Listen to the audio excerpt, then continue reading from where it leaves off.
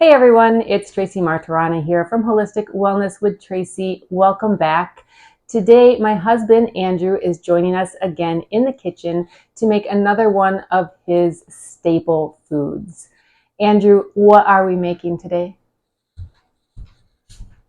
Hello, today we are making not sun-dried tomatoes. They're very versatile and we use them a lot. Can't wait. Thank you.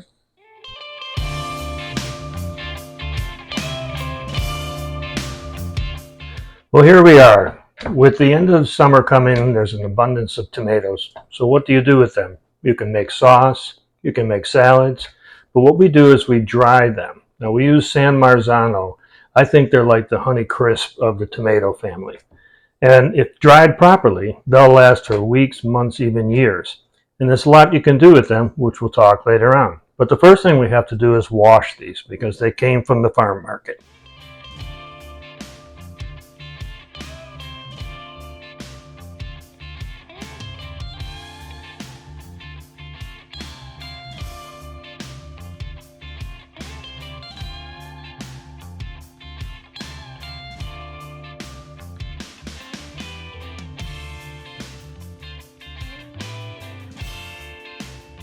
Now it's time to prepare the tomatoes for the dehydrator.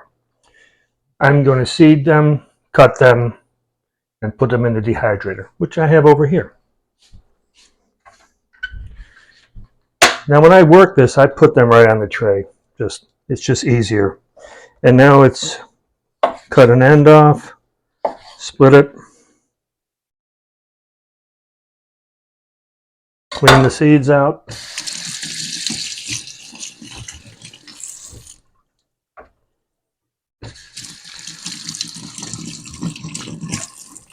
And you want to put these in a dehydrator skin down, otherwise when they dry they'll stick to the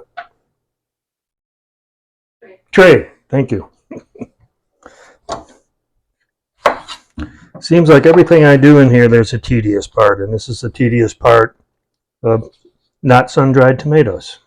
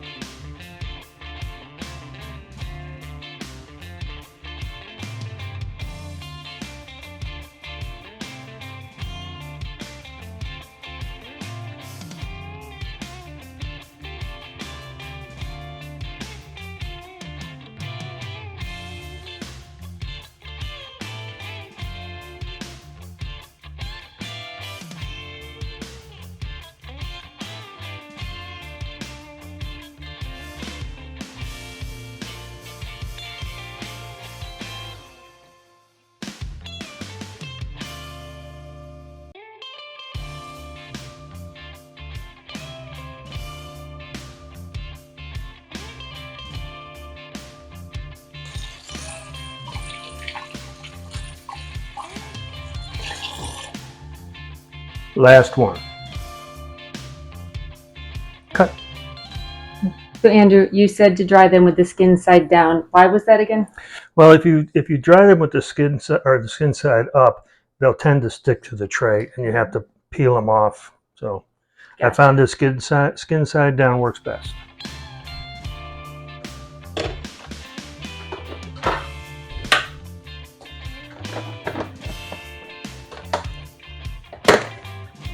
The dehydrator is set for 135 degrees.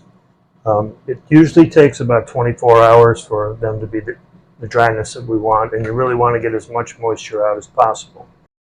And now, thanks to camera magic, we have some dried San Marzano tomatoes already. When you use them, you're going to have to rehydrate them. So what we do is we put them in a bowl. See how easy they come off? Because of the skin sag down. Put them in a bowl.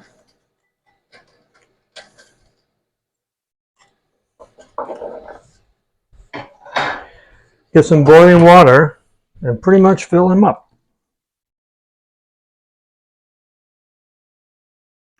And it takes about 10 minutes for them to rehydrate. And you can use the water if you're cooking something. Like a lot of times Tracy will make some pasta and veggies, and we'll put that water in from the rehydrated tomatoes as well as the tomatoes. Another thing we like to do is marinate them in olive oil and, of course, a couple cloves of garlic. I've tried many ways of doing this, none of which worked until I rehydrated them and then put them in the jar and filled it up with olive oil. And they're delicious. Plus, again, you can use the olive oil for cooking anything you want to. Delicious. Also, once they're dry, we put them in a freezer bag and put them in a freezer. The reason we put them in the freezer is if you don't get every bit of the moisture out, they can tend to rot. But still, they last for a long time. I think we had some for 3 years. One year we had a huge crop of tomatoes and just dried them, and we've had them forever. Stick them in the freezer, rehydrate, you're good to go.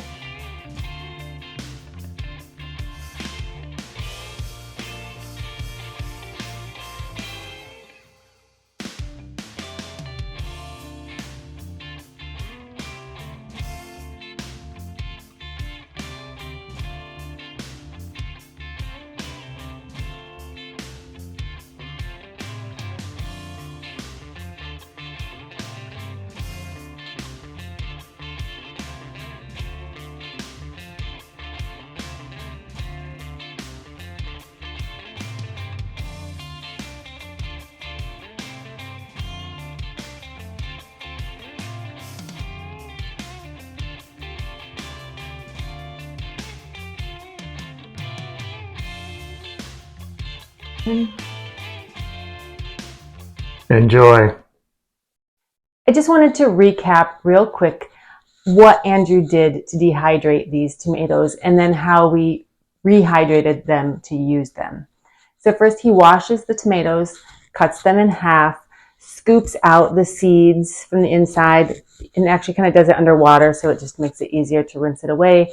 Places them on the dehydrator racks skin side down so that they don't stick. And then he dehydrates them until they are fully dry and come out like this. So they're still a little maybe bendy. They're not crazy hard, but you could probably almost break it in half if you really tried. So they come out skinny little tomatoes.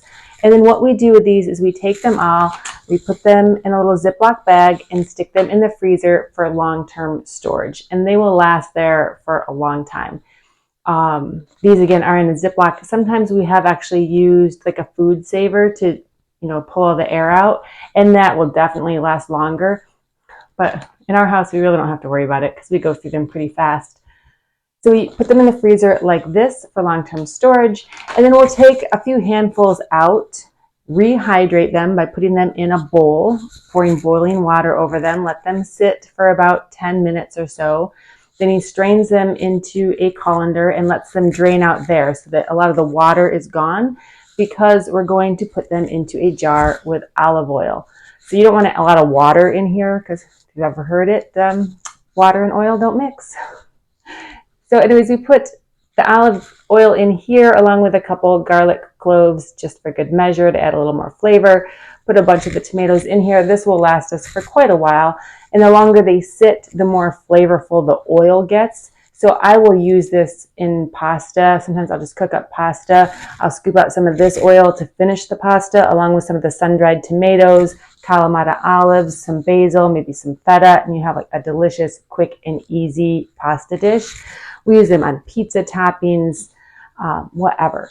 So we just keep this in the fridge. And one thing I should mention, this right now, it's only starting to, we put it in the fridge, I don't know, a couple hours after we rehydrated them. So we rehydrated the tomatoes, put them in the oil, let it just sit on the counter so it has some time to just gel. And then we keep this in the refrigerator. And when it's in the refrigerator, the oil will sometimes congeal and become a little solid, so it doesn't look real pretty. And that's fine when you're cooking. You can just take that oil out, let the oil melt into your dish. It doesn't really matter. If you want it to look a little prettier when you're using it, just bring it out ahead of time and let it warm up to room temperature. But we keep that in the fridge probably I don't know, this big jar here might last us a month or two, depending on the dishes that we're cooking that month. We might go through it really fast. You never really know. And then once it gets low, we just rehydrate more tomatoes, add it into the same jar, top it off with a little extra olive oil, and you have delicious sun-dried tomatoes at a fraction of the cost of what it is to buy jars of sun-dried tomatoes in the grocery store. They're crazy expensive, but they're really super easy to make if you have a dehydrator.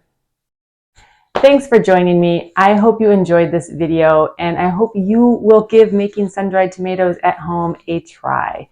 If you enjoyed this video, please don't forget to click the like button. It lets YouTube know that people are interested in content like mine. And if you are interested in watching a couple other videos with Andrew joining me, he has a video where he makes garlic powder. We did roasted red peppers, and we'll be back soon to make some more. Have a great day.